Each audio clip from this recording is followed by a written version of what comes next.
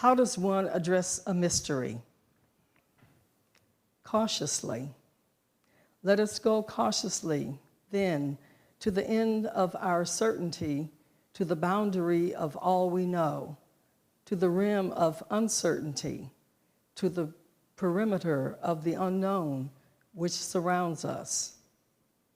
Reverently, let us go with a sense of awe, a feeling of approaching the powerful holy, whose lightning slashes the sky, whose persistence splits concrete with green sprouts, whose miracles are present in every place and moment. Hopefully, out of our need for wholeness in our own lives, the reconciliation of mind and heart, the conjunction of reason and passion, the intersection of the timeless with time. Quietly, for no words will explain the inarticulate or summon the presence that is always present even in our absence. But what shall I say? Anything, any anger, any hope, any fear, any joy, any request, any word that comes from the depth of being addressed to being itself, or perhaps nothing, no complaint, no request, no entreaty, no thanksgiving, no praise, no blame, no pretense of knowing or of not knowing. Simply be in the intimate presence of mystery, unashamed, unadorned, unafraid. And at the end say, Amen. There ends the reading.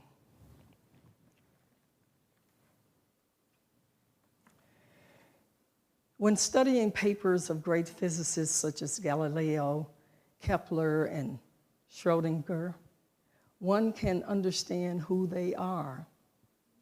Extremely good scientists, but not different.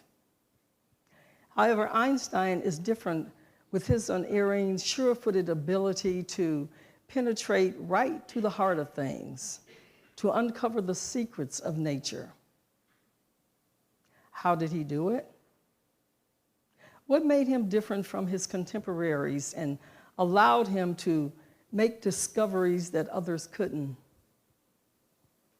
Einstein was a storyteller, the embodiment of genius, and the preeminent scientist of the modern age. His theories and discoveries have profoundly affected the way people view and understand the world and their place in it. Einstein was also known as a philosopher and humanist who was keenly interested in and concerned about the affairs of the world. His elevator thought experiment is a cornerstone of his general theory of relativity that demonstrates the equivalence principle, which holds that one cannot tell the difference between an effect of gravity and an effect of inertia. In essence, a person inside a sealed elevator cannot distinguish between being at rest in a gravitational field and being in an accelerating elevator in space. Moreover, Einstein's theories of special and general relativity showed that time is not universal. It can stretch and contract based on speed and gravity, meaning there is no single now. Einstein was so wrapped up in the mystery of the world that he dedicated himself to untangling the science behind how things work and led scientists to think in ways they had never thought before.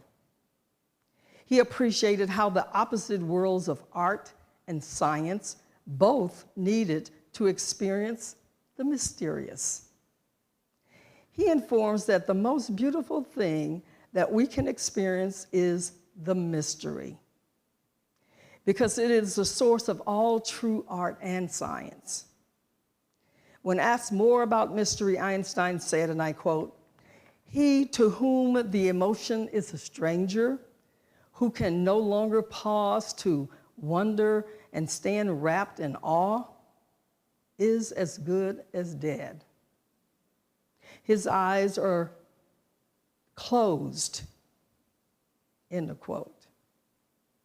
Now, this famous Albert Einstein quote contrasts two fundamental life perspectives: living with cynical indifference, therefore viewing the world through a purely analytical, scientific, or pessimistic lens, believing that everything has a rational explanation and that nothing is truly special or supernatural. It can lead to a more mundane or indifferent experience, or one can live with awe and gratitude. With this perspective, one embraces wonder, viewing everyday occurrences like nature, life, or simply existing as deeply meaningful and awe-inspiring. This view cultivates gratitude and a sense of joy. Basically, it suggests that whether we see life as mundane, scientific, or magical, our perspective shapes our reality, our joy, and experience of existence. Now, Einstein is not necessarily saying one is right or the other is wrong, but rather that we choose our lens. This choice dictates the freedom to doubt, to question, and to be content to live in mystery. Mystery is central to the liberal religious tradition. Like the process of evolution itself, the path that we follow, our practice, if you will, is not easy or simple. It isn't without its dead ends or its disappointments. It doesn't guarantee that all our conclusions will be final or that we will ever find an answer to all of our questions. In our quest for certainty, it's tempting to view God as a puzzle to be solved or a problem to be fixed. We seek clear answers, definitive explanations, and neat systems that give us a sense of control. But resting in the mystery involves consciously releasing the need for certainty, control, or immediate answers, and instead relaxing into the present moment, trusting in a higher power or the natural unfolding of life. It encourages slowing down, using breath and body awareness to find peace amidst life's uncertainties. Rather than fearing the unknown, this approach uses it as an opportunity for faith and imagination. It means accepting that not all questions have answers and being okay with that lack of knowledge. This involves practicing unforced rhythms of grace, which can include silence, solitude, and retreating from the rush of daily life. Author Tara Brach describes this as relaxing back into awareness. It's about finding the gap between thoughts and staying present in the awake presence. In a spiritual context, it's about accepting one's limitations and letting go of the need to understand everything. It requires surrendering personal control and allowing oneself to be guided by the mystery that is both named and nameless, trusting in the holy and finding peace in those moments. Author Anthony DeMello profoundly reminds us, as soon as we look at the world through an ideology, we are finished. He continues saying, no reality fits an ideology because life is beyond that. That is why people are always searching for meaning to life. But meaning, he says, is only found when we go beyond meaning. Life only makes sense when you perceive it as mystery, and it makes no sense to the conceptualizing mind. Now, this quote reveals a vital truth, that the divine life is inherently mysterious. When we attempt to limit God to our human notion of, or force divine realities into our mental frameworks, we diminish the infinite depth of the being of the holy. Instead of trying to solve God, we're invited to simply behold the mystery, allowing ourselves to live in wonder and reverence. Living in the mystery does not mean denying our faith or rejecting the truths we find about the holy and sacred texts. Rather, it calls us to surrender our need for absolute control and understanding. It invites us to embrace faith that trusts in the goodness of the universe, despite not fully comprehending. This trust is often birthed in moments of silence, surrender, and patience when we let go of the urge to always have an answer and instead savor the presence of divine love that surpasses human logic. Learning to live the questions, as Rainier Maria Rilke advised, opens our hearts to divine discovery.